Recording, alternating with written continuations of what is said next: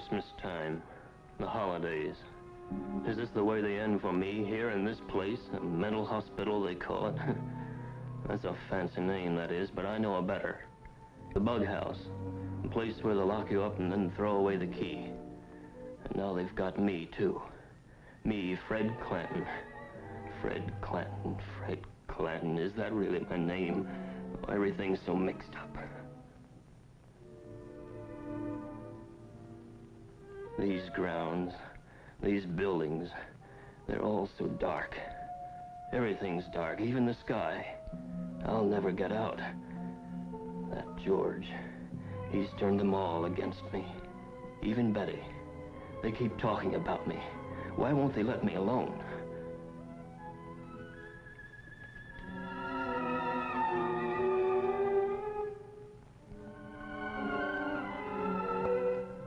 Oh, my God.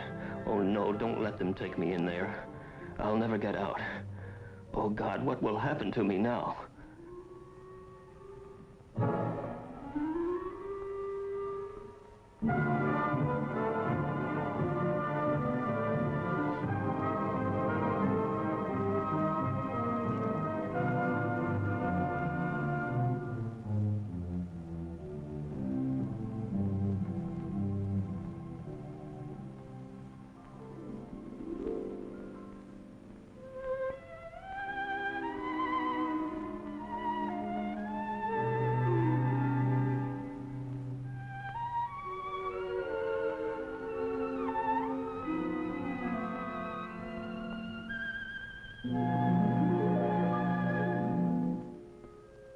What will happen to Fred now?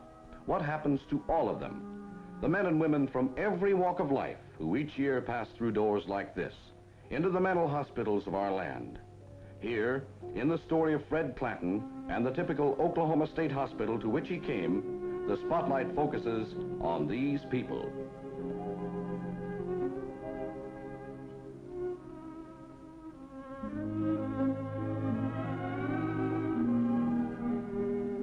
Many patients are old, and often theirs is a tragedy of hospitals such as this. The tragedy of fathers and mothers too old to work, rejected by their own children, classed as senile and committed to mental hospitals because there's nowhere else for them to go. Yet, given proper care, they can still adjust, make new friends to ease the passing of years.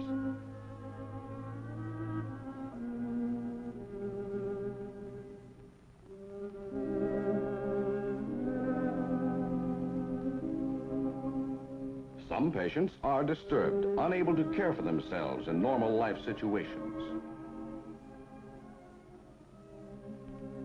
Others are physically as well as mentally ill. Many are capable of limited adjustment, able to work at varied tasks within the hospital.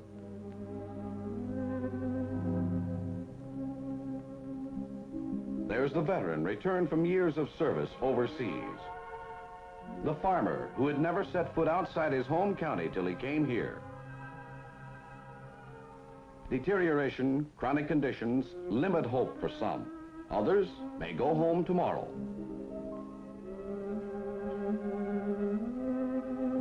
Meanwhile, they're living here. 3,200 men and women all gathered together in a modern mental institution, a city in itself, complete with every facility for effective treatment. Though shortages in hospital personnel do exist, patients are secure and comfortable, and most of them are happy. For while mere custodial care can never be enough, a favorable environment and human comforts are essential in any therapeutic system.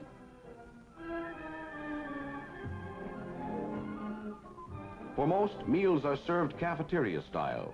Food is plentiful and good, an investment in patient health. Just baking the bread for 3,000 people is a man-sized job.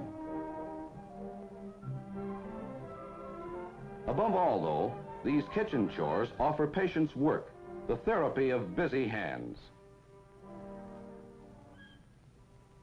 The laundry, more chances for patients to focus on specific realities outside themselves.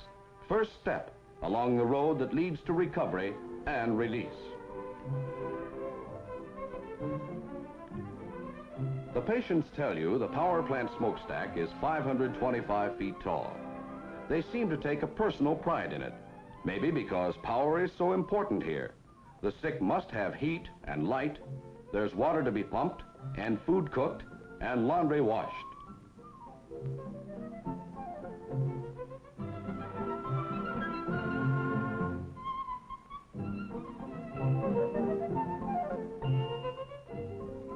Patients must be housed, and today's new hospital buildings center on human needs and comfort. Whether they provide living quarters or treatment facilities, whether they're for convalescents, older people, the tubercular, veterans, or occupational therapy, these modern structures are part of a long-range integrated plan to improve conditions for all who live within these grounds.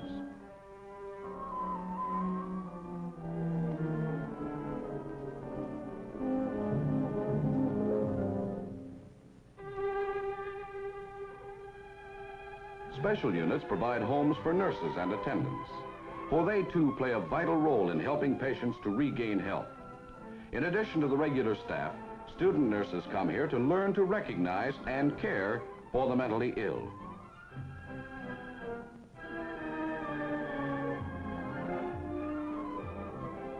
There are lakes for fishing. The hospital farm cuts operating costs, provides fresh truck and dairy products, and the familiar scenes, the work, help make patients from rural areas feel at home.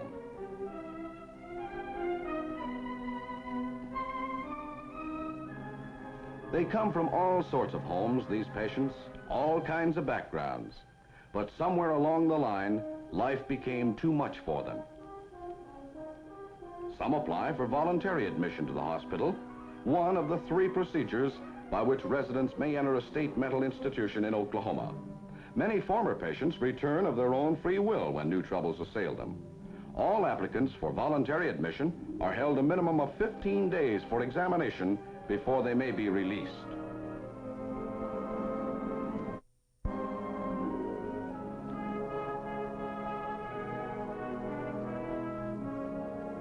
Other patients are certified for admission by 2 competent medical examiners. This is the second method by which patients enter the hospital under the terms of Oklahoma's mental health law.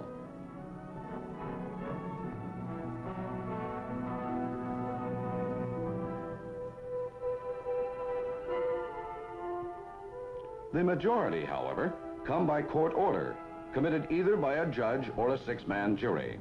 This was the case with Fred Clanton. Fred Clanton?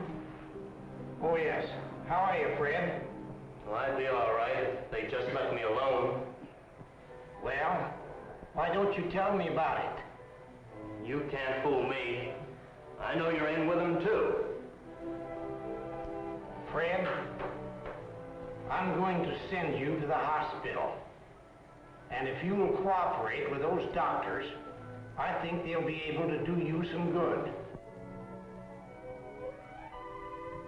The admitting clerk records Fred's case history as soon as he enters the hospital. Takes care of valuables until he is sufficiently improved to be trusted with them.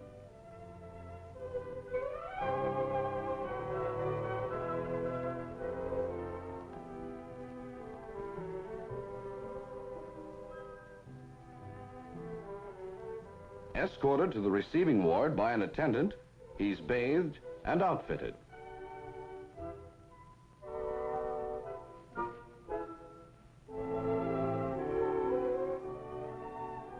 He gets a blood test, part of the medical examination given each patient on admission. There's a chest x-ray also, and a spinal fluid test.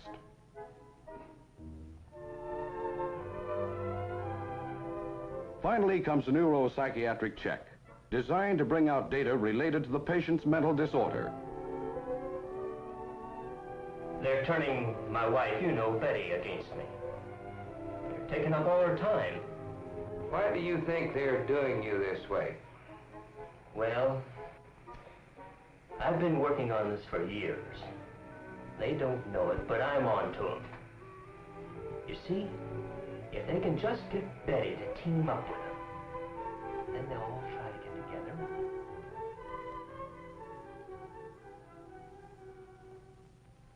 A clinical psychologist gives Fred a variety of specialized tests in order to make possible a more accurate evaluation of his total personality.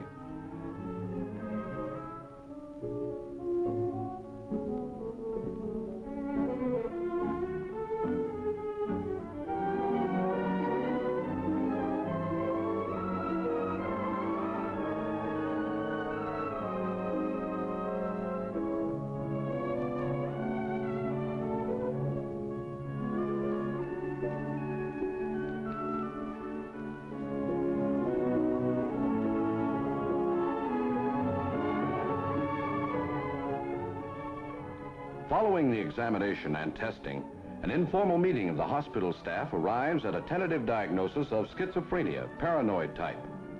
Fred benefits from the skill and experience of all members of the staff, as well as the psychiatrist to whose care he is assigned.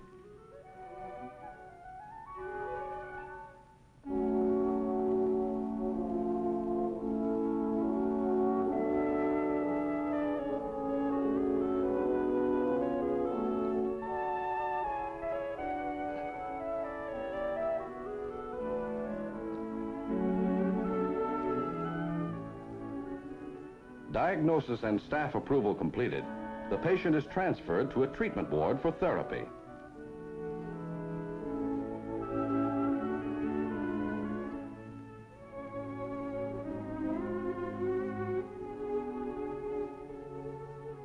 In Fred's case, insulin shock is prescribed, a common treatment for schizophrenia.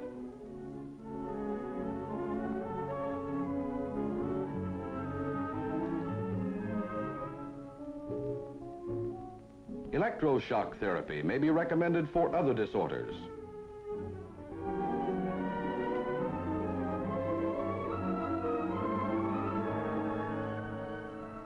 Hydrotherapy is useful in calming disturbed patients.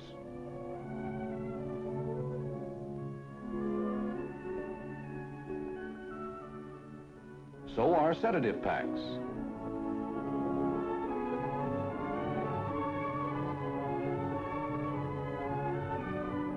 But whatever the mode of treatment, it's essential that it be supplemented by an atmosphere of security and calm. The effective hospital must always serve as a refuge for its patients, a place where they can live quietly during that period of reorientation in which they learn how to achieve a better adjustment to the world outside.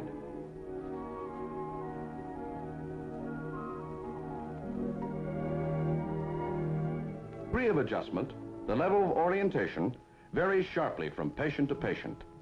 Some show a complete loss of contact with reality, dark shadows across disordered minds. In other wards are light and life, a return from private worlds to the here and now.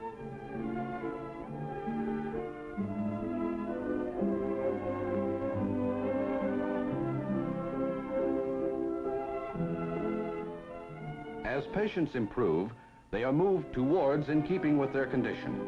They're given the opportunity for contact with others who are also getting better, shown that their status as individuals is recognized, that no matter what their problem, there still is hope.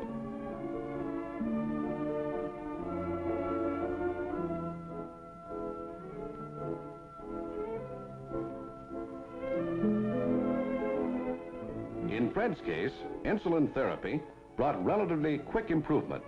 Close linked with it, helping further, was personal follow-up attention by the psychiatrist directing his treatment and care.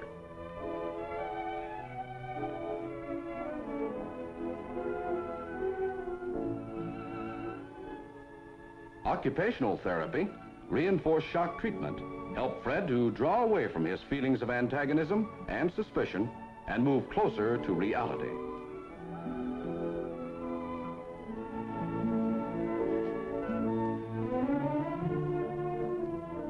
Boredom is always an enemy of the mentally ill. Now improving, Fred begins to take increasing interest in the wide variety of recreational facilities. Patients enjoy movies just as much as anyone. And a hot game of dominoes or pool or ping pong is always fun.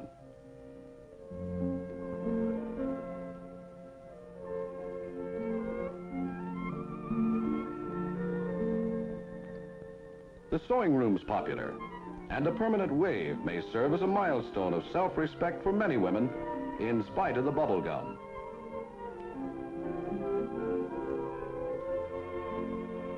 Books mean so much to so many. Improvement brings added privileges, a more normal life. What could be better than an afternoon softball game?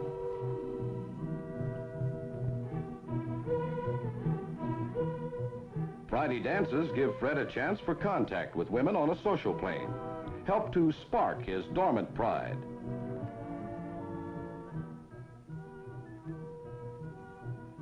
Religious services in the chapel offer inspiration. Then there's the happy day when Fred is granted grounds privileges. Fine, Doctor. As a matter of fact, I feel like going back to work. Well, you'll have to stay around the hospital for a few days. Maybe we can find you something to do here. Oh. How would you like to help us out around the hospital here? I don't know whether there's much I can do or not. We have quite a few jobs that you might do. Mm-hmm. For example, you might work up the dairy, you might help out in the garden, or you might work over in the cafeteria, or we might even be able to get you on the ground crew. Ground crew? Yes, sir. I'd like that a lot, I really would. Well, that's swell. You just report out there in the morning and everything will be all right. In the morning? Yes, sir. What a difference it makes. At last, Fred can be outside once more, working, enjoying the sun and the seasons. There are the days when visitors come, the chance to talk again with Betty, and George comes too. And now, somehow, he doesn't seem quite as bad as he did before.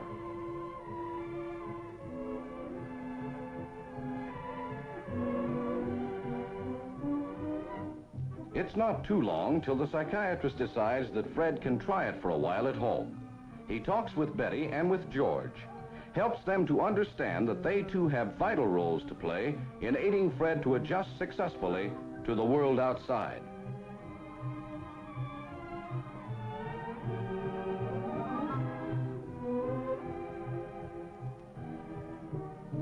Then the words pass to the switchboard to call Fred in.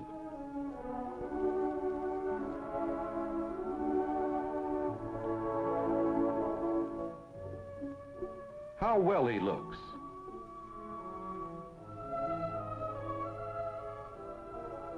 A cigarette from the doctor. And Fred's hand is steady. Packing at last. A man can be proud of the things he's created with his own two hands, and a hospital can be proud too. Proud to see a patient face the world as a man again.